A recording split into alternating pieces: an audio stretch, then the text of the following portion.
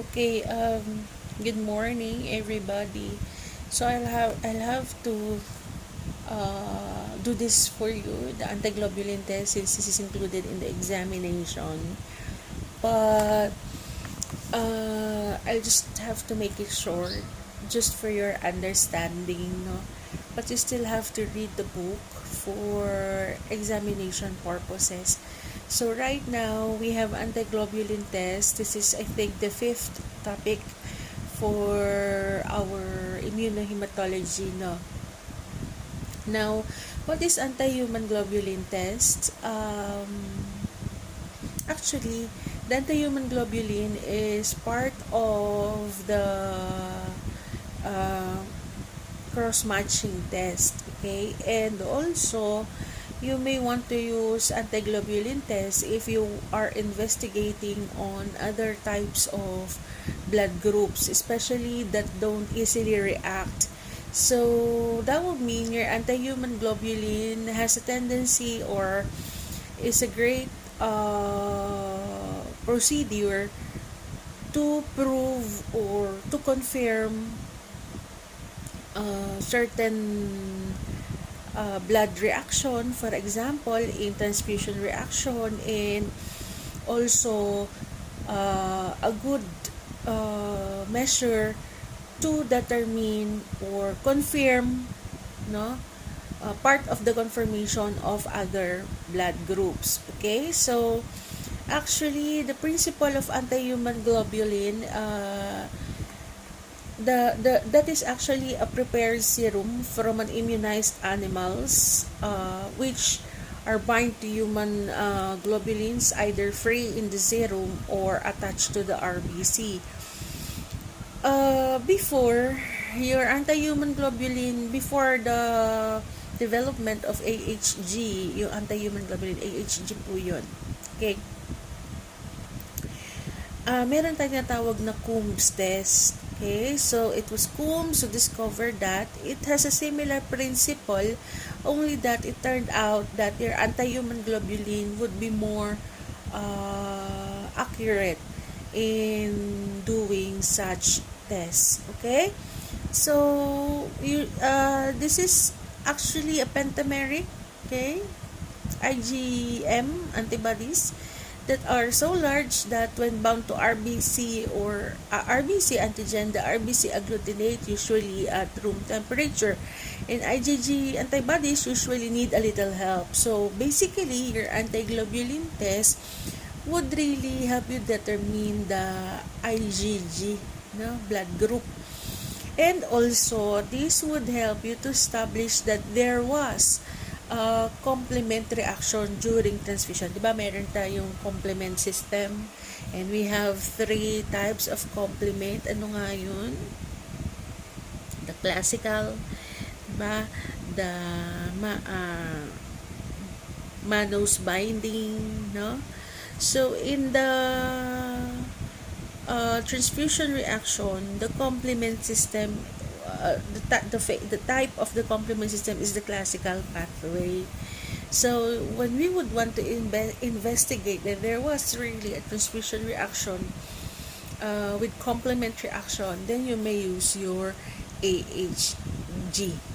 Okay, so also those IgG that are being masked, or those IgG antibodies that are non-agglutinating or exhibits incomplete agglutination, then AHG, kumbaga enhancer po ang inyong AHG. Ano po?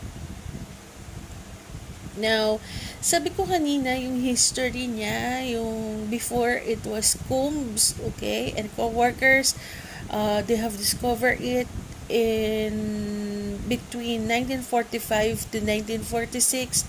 They use they use the Coombs test for an RH antibody detection. So later on, ginamit na rin po nila ito sa ibang blood groups, especially nga, as I have said, IgG. Okay?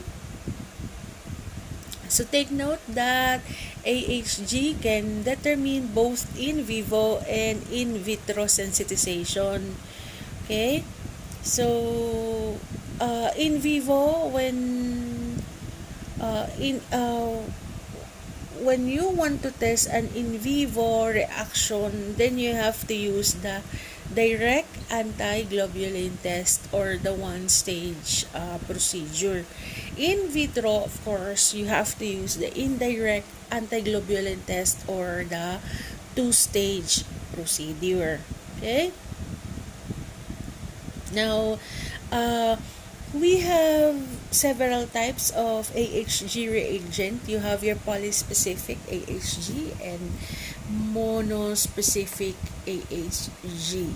So your polyspecific AHG binds to antibodies to human IgG and antibodies to human C3D. C3D breaks down to C3C and C3D. Okay?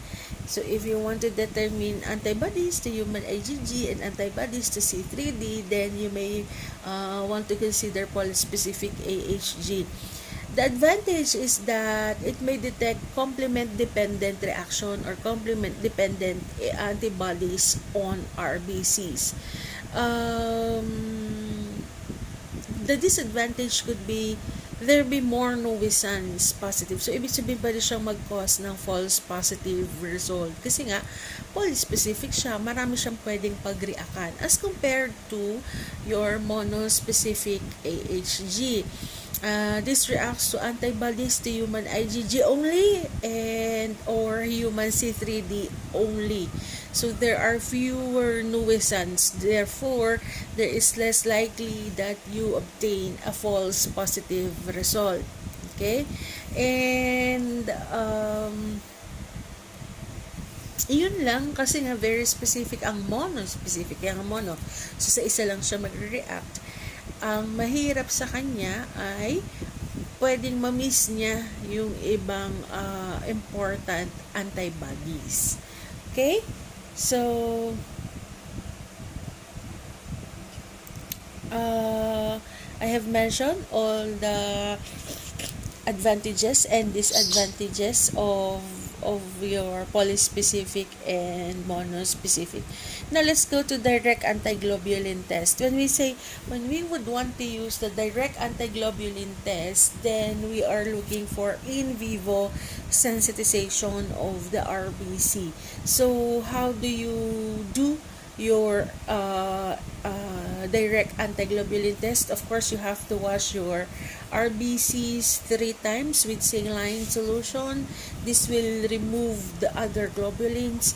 Then you have to add the AHG, which will bind to IgG or C3D. And then you have to centrifuge it so as just to accelerate the agglutination process. And then after centrifugation, you have to tap it. So, ganito. Kunyari, ito yung tube. Pag ganito siya. Okay? Igagan mo siya. And then, after that, you have to check it under the microscope and check for agglutination. And you should be able to grade the agglutination. Okay?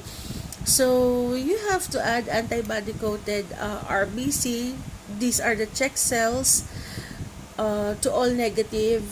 And then you have to spin and read and record. So, ibig sabihin lang yung antibody-coated, if the result in the direct antiglobulin test is negative, then you have to prove that it is negative by using a confirmatory or by using the check cells. Okay? So, you just want to prove that it is really negative. So, kailangan mag-positive siya dun sa check cells para masabi natin na nagre-react naman si AHG, si antiglobulin, si AH reagent. Okay? So, what are the clinical application of your direct antiglobulin test? When there is a case of hemolytic disease of the newborn, of course, we would want to know if there was sensitization inside, okay, of the mother and the baby. Now, the maternal IgG crosses the placenta. We all know that, and that will bind to infant RBCs. That may cause a reaction, and if it does, then the direct antiglobulin test, that po yun, that will have to react with a 4 plus agglutination. Also, in hemolytic transfusion reaction, if for example, we are doing the transfusion and then suddenly there had some reaction, then you may want to investigate it further, confirm that there was a transfusion reaction, there was a sensitization by doing that.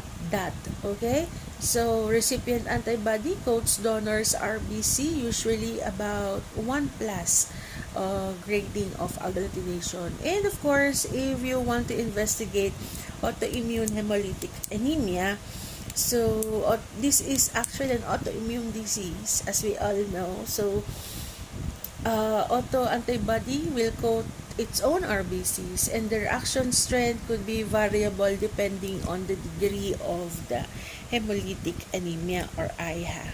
Okay? Now, how do we interpret the result for the direct antiglobulin test?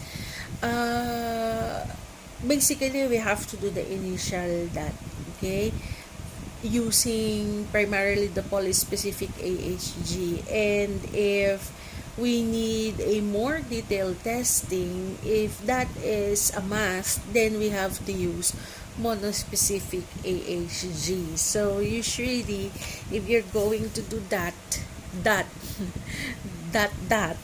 okay, the direct antiglobulin test, then you have to do it first with polyspecific, and when the situation calls for more specific result, then you have to do you have to use the monospecific AHG.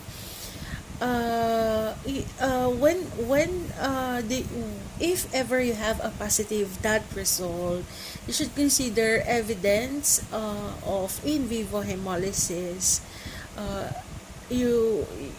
Ibig sabihin, you have to investigate if from the very beginning, if for example, if it is HD and in vivo hemolysis, bakit kaya totoo ba? Then you have to blood type again the mother, especially if RH is concerned.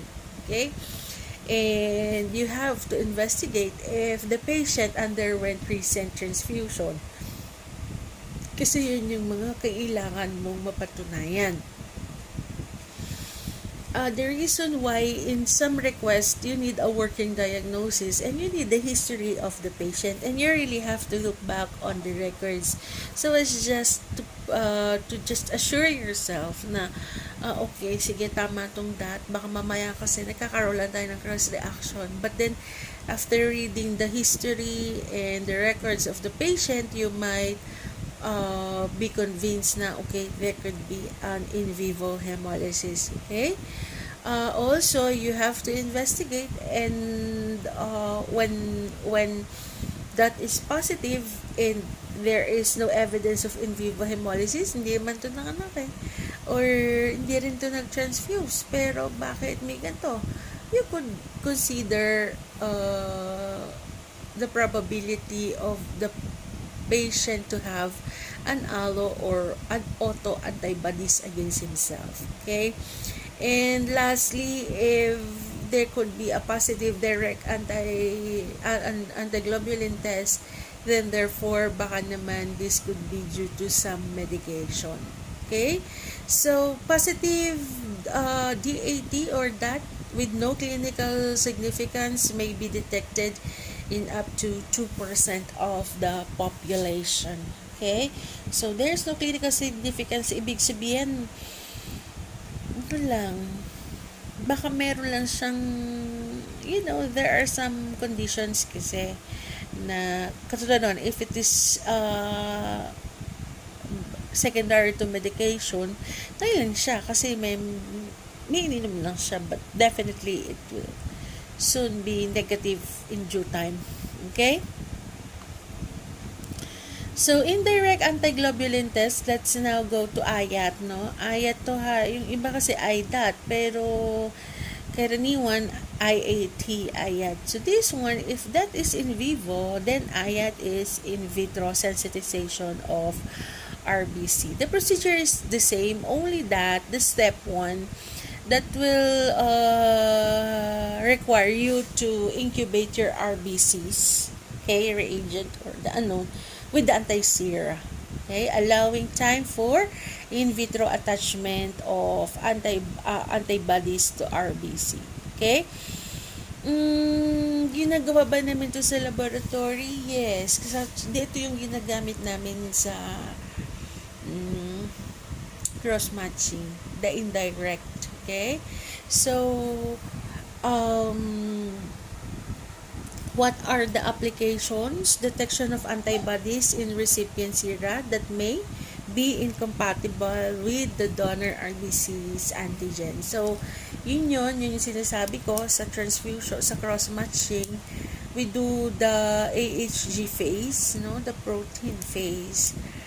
Ito yung indirect antiglobulin because we have to incubate it at 37 degrees C before spinning and reading it. Kasi we would want to give time for the antigen and antibody to react if there will be any. And if it is positive with that, if there is agglutination, then therefore, the blood should not be transfused at all. Okay? So also, if you would want to detect unexpected allo or autoantibodies in the unknown antibody sera and identification of unexpected allo or yung isa detection, naghahanap pa lang tayo.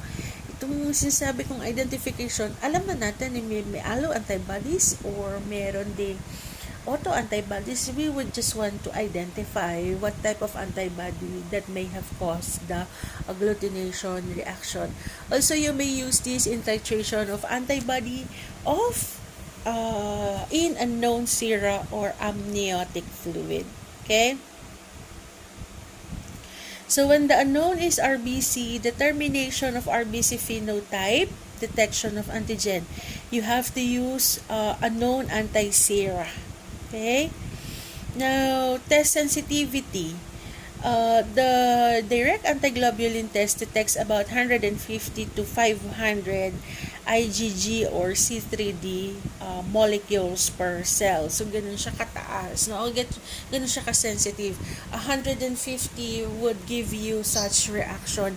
While ang IAT detects about 100 to 200 IgG or C3d molecules. That is actually the difference between the IAT, one of the difference between the IAT and the DAT. Yung DAT kasi, it could detect the 150 molecules, pero kung minsan, mas maganda kung abot siya sa 500, so mas medyo mataas yung titer na kailangan niya. Okay? As compared to IAT or IDAT, 100 to 200 lang. So, ibig sabihin you could rate the sensitivity of the two. No, mas mababa ang requirement ni IAT para magkaroon ka ng such reaction as opposed to that. Pero I am not saying, mas mababa talaga siya kasi sa that 150, sa IAT pwede ka nang magkaroon ng reaction at 100. Okay? Okay. So, what are the factors that could affect the sensitivity of the anti-human globulin test? The ratio of the serum to cell. So, sabi ko nga, kung mapapansin nyo, dun sa una nating lecture, diba, kailangan ang ratio and proportion of the serum. 1 drop of red cell, 2 drops of serum. It cannot be 1:1, or hindi rin pwedeng 2 drops of red cell, 1 drop of serum. Kasi mas mataas yung yung mas concentrated kasi yung red cell. So, mas kailangan, mas marami yung amount ng serum. Also, sabi ko nga kanina, the AHG, dinidetect nito is your IgG. So, we all know that IgG reacts at best reacts optimum temperature niyan at 37 degrees C. Therefore, especially if that is IAT, then you have to incubate it at 37 degrees C. Otherwise, the reaction could be false negative. Okay? So, incubation in saline solution, tulad na, kasi meron kang pwedeng dalawang additional reagent For that, you have your saline and the LISS, yung low ionic strength saline, yung LISS. That's 2% LISS. So if you're using saline, you have to incubate it for 30 to 60 minutes. And if you are using your LISS 2%, no, 2% LISS, then you have to incubate it for 10 to 15 minutes. Okay? Washing. So, bakit kailangan nating i-wash? Okay? We want to remove the unwanted globulin tests that may interfere or that may cause a false positive reaction during the IAT and the DAT. So therefore, it is suggested that you wash your red cell thoroughly, okay?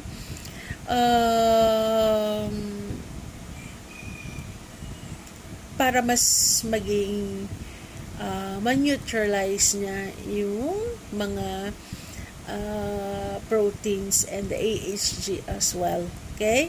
And of course, the centrifugation is very important also, as this would encourage or enhance, talagang encourage, kala mo na yung mga saloobin ng mga serum at red cell. It will enhance the agglutination reaction.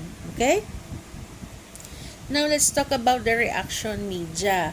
Sa reaction media, there are several reaction media that may be used in the when you are doing the anti-human globulin test.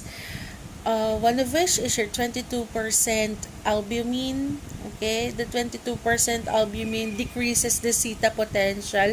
Of course, everybody is familiar with the zeta potential. Kunyari, ito yung red cell, no? Tapos, diba to, may electric charges siya. Okay, negative, positive, diba? Meron yan. So, what happens is that the electric field here will be lessened so that it could react further or with the AHG. So, yun yung zeta potential natin. That will allow antibody-coated cells to come closer together. Okay? And then, kasi diba, magre-repel siya. No? Pag meron siyang electric charges dyan, magre-repel siya. Para lang positive, negative. Okay? In the low ionic strength solution, that is also actually a saline, only that it is low ionic. Usually nga, it is in preparation of 2%. Okay? So that one will also decreases the zeta potential.